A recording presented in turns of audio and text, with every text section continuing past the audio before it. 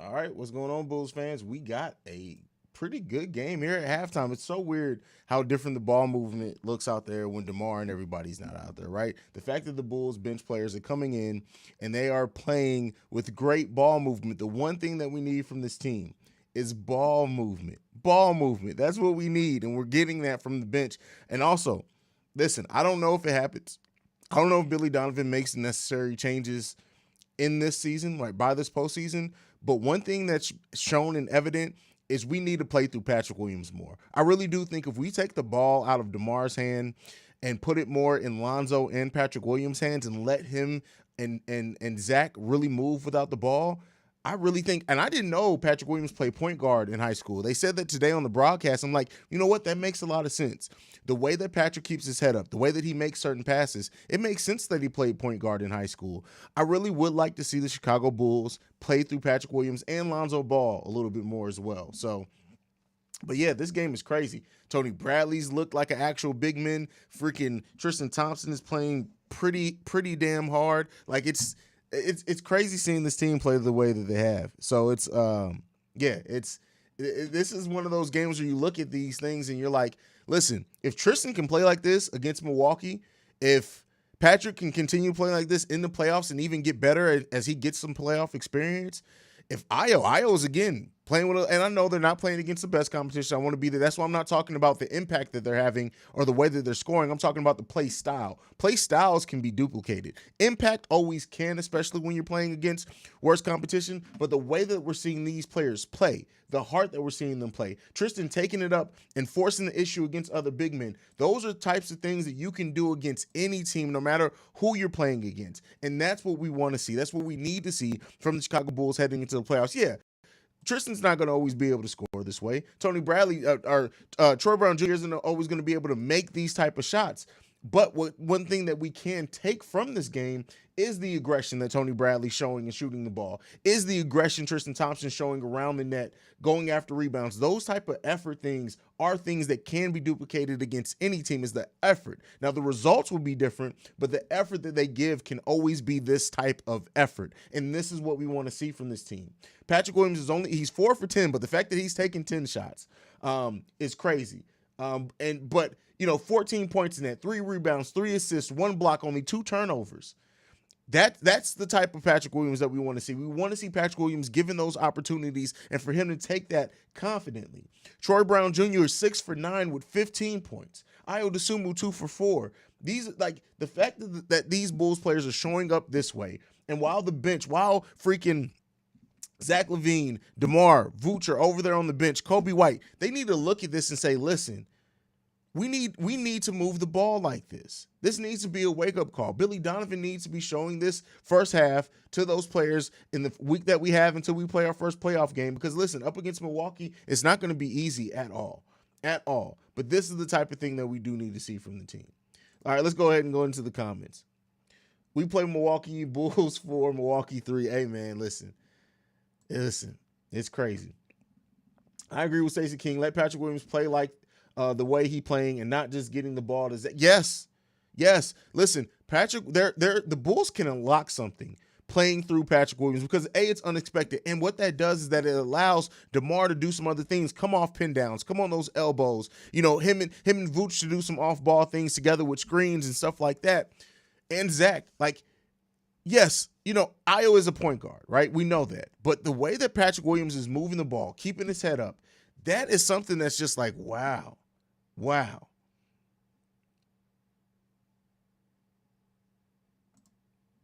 Nick Tolliver says, LOL, they turned us into skies falling Bulls fans and said we got to do something about this. Absolutely. Listen, they got those phone calls. They saw those videos. So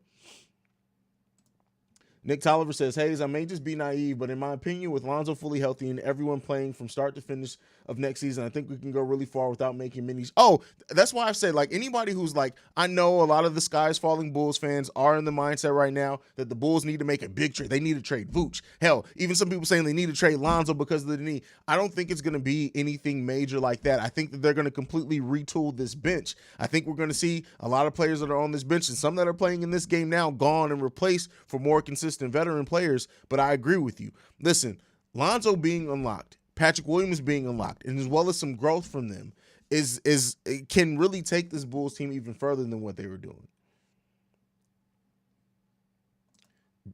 Listen, great point from Flacco here. Pat needs to run the point more often. Well, I wouldn't say run the point, but they need to run the offense through him. There is something that can be unlocked in that. I'm telling you. Trent Baker, Haize, Zoe was averaging 18, 6, and 5 without Levine in the lineup. Zach and DeMar should play more off the ball and let the offense run through Zoe. Exactly what I was just saying, Trent. I promise you, I didn't even see your comment before I said that. Exactly. I agree with you wholeheartedly, brother. Ross in the building. Ross says this is exactly what the Bulls get because they played around the second half of the season. You play Milwaukee first. Man, just fucking say. Well, listen, there are a lot of Bulls fans that actually wanted this matchup more than the Boston matchup. And I personally think those Bulls fans are just because of how Boston's come on late. But I think I'm not one that really thought that I don't think that Milwaukee is the optimal matchup for us. But the Bulls, hey, it is what it is. The Bulls lost their ability to control who they face. They need to come out and give us something, period.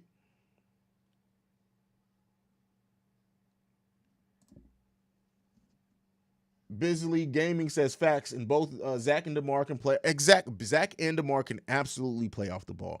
I've always said one thing coming into the season that I said very early on is that Zach, and this is before the thumb, before the knee, before the back, Zach being able to play off the ball can be, and we've seen that at times. We've seen it more with Lonzo, but like Zach playing off the ball and being able to do more catch and shoot type things makes Zach dangerous. So yeah, I definitely think that needs to be something that's possibly unlocked.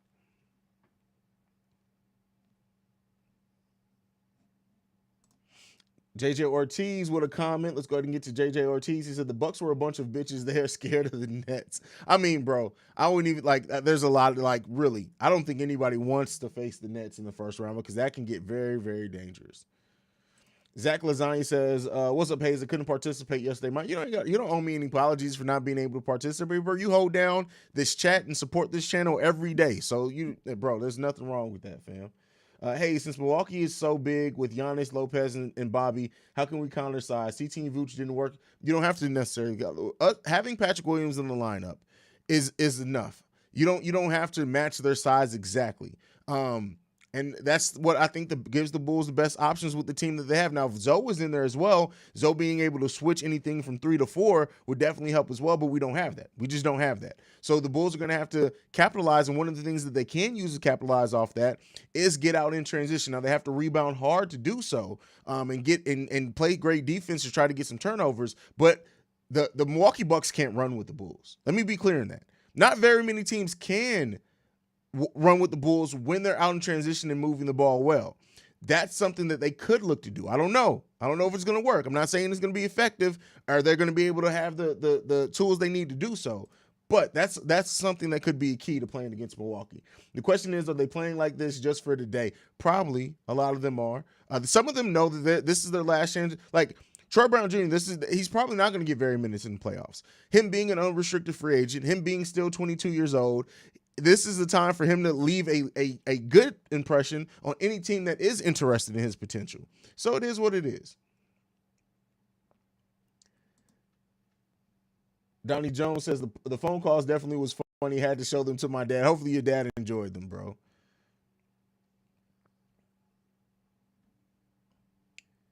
JJRT says the Bulls have a terrible record on the road. Yeah, we had a great home record, and then we lost 4 in a row at home. So, I mean, it kind of is what it is at that point. Brendan L. Jet says, shout out to Tim, who was the best crisis hotline caller yesterday. Yes, absolutely. Tim had the best call yesterday. Great point here as well. The Freak is going to get his. We need to stop Lopez, Middleton, Holiday, and Portis. Listen, Portis and Holiday especially. I would almost say Middleton and Giannis may get their thing, but if we can stop Holiday and Portis, it really makes things still not even, but it gives us a better chance for sure. Nick Tolliver, once Zach and Debo realize playing off the ball will give them more energy to play decent enough defense, this team, man. Well, defense is everything. And so, like, yeah, once Zach realizes that when he gives great effort on defense, he's a pretty damn good defender, and it can really unlock some things for him, hopefully he does it more often. This might have seemed like a pointless game, but they are seeing what Pat can do. This will have some value. Oh, agreed. Absolutely agreed, bro. Absolutely. Leone says, hot take, we should start Tristan Thompson. Tristan Thompson instead of Vooch against the Bucks. I'm not saying that. Even if you go and look, the Bulls lost the first 2 games against the Bucks by combined 10 points. Now, we got blown out in the second 2 games where we lost by over 20 points in each game. But in those, Vooch played pretty good defense in those other 2 games, especially in that he was rotated out on Giannis a lot and did pretty good. So I don't necessarily know, but Tristan definitely needs to get more than the 13, 14 minutes that he was getting. Definitely, I would say that for sure. Okay, Pablo, listen, don't let that be your issue. Pablo says, but hey, my issue is who has playoff experience on the Bulls. Okay, you can only get playoff experience by playing in playoff games. So at the end of the day, yes, they don't have very much playoff experience, but you can only get that by playing in the playoffs, and that's what this season was always for. So don't worry about it. There's nothing that you can control. There's nothing that we could have done to get them playoff experience except get in the playoffs this year, and that's what we did.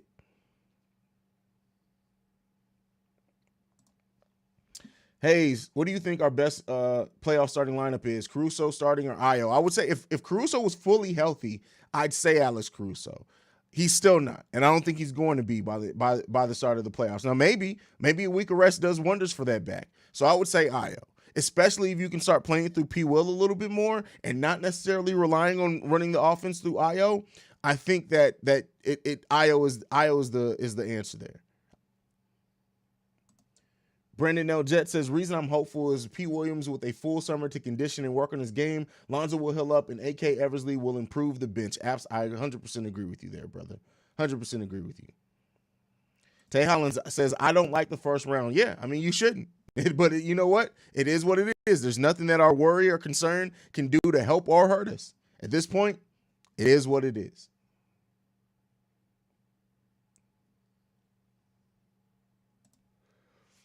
Bulls look like they could win this game. They better keep up the lead. Absolutely, for sure. We can't have another down third quarter. We will not have it. I don't care what. You're up by freaking 23 points.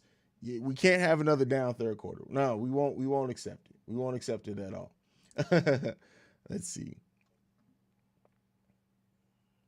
Jonathan Love says, we will upset Milwaukee. Well, hey, man, from your mouth to God's ears, my brother. 5 skip comments, Haize. Hey, I'm sorry. Leave them again. I am so sorry, Julie. Like, I got started late on the comments. I skipped a whole bunch of comments, not just yours. So,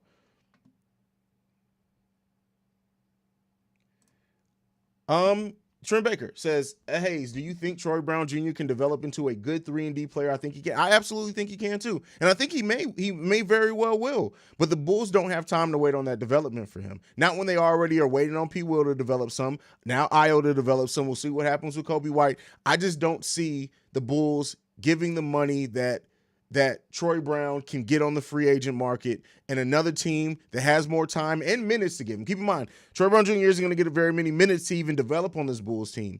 So with that being said, I think Troy Brown Jr., maybe the Bulls probably turn into a sign and trade because that tends to be what AK and Eversley do, is that even when a player leaves, they try to get something back. So they may get that second round pick or something back in a sign and trade. And then, they have to give it up or whatever. But I do think that if Troy Brown Jr. goes to a team that says, hey, Troy, either way, you're getting 25 to 28 minutes every night because we're not fighting for anything. We're still rebuilding. I think if they do that, Troy Brown Jr. can develop into a solid 3-and-D player. I'm not going to say great or anything like that, but he can develop into a very solid 3-and-D player. I think so. All right, let's see.